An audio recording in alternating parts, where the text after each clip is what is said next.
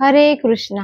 पुरुषोत्तम मास की इस पावन प्राप्त बेला में आप सभी भक्तों का हृदय से स्वागत है। भगवान श्री हरि को समर्पित यह अधिक मास अत्यंत दुर्लभ, शुभ और कल्याणकारी माना गया है। शास्त्रों में यह कहा गया है कि इस मास में किया गया जप, तप, दान, कथा, श्रवण, भजन और भगवान के पवित्र नामों का स्मरण सामान्य दिनों की तुलना में हजारों गुना अधिक पुण्य फल प्राप्त करता है। इसलिए इस पूरे पुरुषोत्तम मास में अधिक से अधिक समय भगवान श्री कृष्ण के स्मरण, नाम जप, संगत और कथा श्रवण में लगना चाहिए। यही इस दुर्लभ मास को सफल बनाने का सर्वोत्तम मार्ग है। हमें पूर्ण विश्वास है कि आप प्रतिदिन नियम पूर्वक इन पौराणिक कथाओं का श्रवण कर रहे होंगे। भगवान का स्मरण करते हुए प्रतिदिन प्राप्त काल कथा सुनना अपने पास में एक महान साधना और तपस्या है। ऐसे भक्तों पर भगवान श्री हरि की विशेष कृपा आवश्यक बरसती है। तो आइए आज की पुरुषोत्तम मास विशेष कथा शुभारंभ करते हैं। वैकुंठ लोक में भगवान श्री हरि की स्तुति और बार बार प्रणाम करने के बाद अधिक मास ने करबुद्ध होकर अत्यंत विनम्र स्वर में कहा, हे प्रभु, मैं आपके शरण में आया हूँ। संसार के लोग मुझे मलमास कहकर तिरस्कृत करते हैं। शुभ कार्यों में मुझे त्याज माना जाता है। मेरा कोई स्वामी नहीं, कोई सम्मान नहीं, इसलिए मैं अत्यंत दुखी हूँ। अधिक मास ने आगे कहा, हे दीनबंधु, जैसे आपने गणेंद्र जी रक्षा की, जैसे आपके द्रौपदी की लाज बचाई, जैसे आपने भक्तों को संकटों में मुक्त किया, वैसे ही आज मेरी भी रक्षा कीजिए। इस प्रकार अधिक मास बार बार भगवान श्री हरि से विनती करने लगा। उसकी करुणा पुकार सुनकर भगवान दया से भर उठे। भगवान श्री विष्णु बोले, ये वत्स्य, तुम शोक मत करो। जो भी मेरे शरण में आता है, मैं उसका दुख अवश्य दूर करता हूँ। तुम अपनी पीड़ा स्पष्ट रूप से कहो।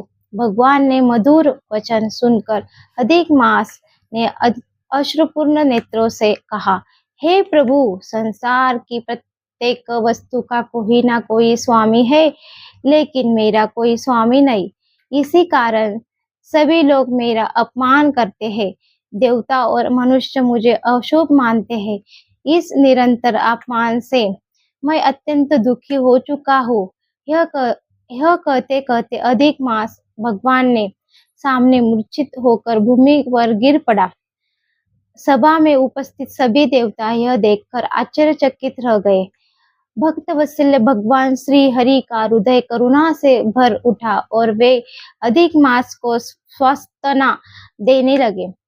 भगवान ने अधिक मास को किस प्रकार सम्मान प्रदान किया और कैसे यह मास पुरुषोत्तम मास कहलाया, यह अद्भुत प्रसंग हम सुनेंगे कल की कथा में।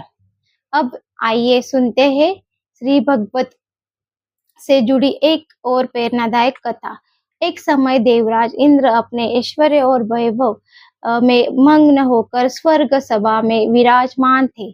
उसी समय देवताओं के गुरु बृहस्पति वहां पहुंचे, लेकिन अहंकार में डूबे इंद्र ने ना तो उनका स्वागत किया और ना ही उचित सम्मान। यह देखकर गुरु बृहस्पति का शांत पूर्वक चले गए। कुछ ही समय बाद इंद्र को अपनी भूल का एहसास हुआ, लेकिन तब तक बहुत देर हो चुकी थी। असुरों ने इस अवसर का लाभ उठाकर स्वर्ग पर आक्रमण कर दिया और देवता पराजित होने लगे। तभी सभी देवता भगवान की शरण में पहुंचे। भगवान श्री हरि ने कहा, हे देवताओं, अब तुम ऋषि दहीचित की शरण में जाओ। उनके तप और त्याग से ही तुम्हारा रक्षा संबंध संबंध है। देवताओं की प्रार्थना पर महर्षि दहीची ने लोक कल्याण के लिए अपने शरीर का त्याग कर दिया। उनकी उपस्थितियों में विश्वकर्मा ने दिव्य वज्र का निर्माण किया। इसी वर्ष से देवराज इंद्र ने रुद्रचूर सूर का सामना किया। कालित रुद्रसूर बाहरी रूप से अनुसूर था, लेकिन भीतर से वह भगवान श्री हरि का महान भक्त था। युद्ध भूमि में भी वह भगवान का स्मरण और स्तुति कर रहा था। रुद्रसूर ने भगवान से प्रार्थना करते हुए कहा, हे प्रभु, मुझे ना स्वर्ग चाहिए, ना राज्य, ना सिद्धतियां, मैं केवल आपकी युद्ध भक्ति चाहता हूँ। अंततः इंद्र ने वर्ष से रुद्रसूर का शरीर समाप्त हुआ, लेकिन उसकी आत्मा सीधे भगवान के धाम से पहुंच गई। इस कथा से हमें शिक्षा मिलती है कि सच्चा वैभव भक्ति में है, अहंकार में नहीं। जो व्यक्ति भगवान की शरण में ग्रहण करता है, वही वास्तव में सफल होता है।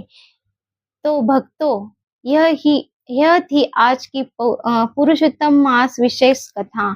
यदि आपको यह कथा पसंद आई हो तो इसे लाइक और शेयर अवश्य करें, और ऐसे ही प्रणाम अद्भुत पौराणिक प्रारंभ सुनने के लिए हमारे चैनल को सब्सक्राइब करना न भूलें। हम फिर मिलेंगे एक नई दिव्य कथा के साथ। तब तक भगवान श्री कृष्ण का स्मरण और नाम जप करते रहिए। हरे कृष्णा हरे कृष्णा।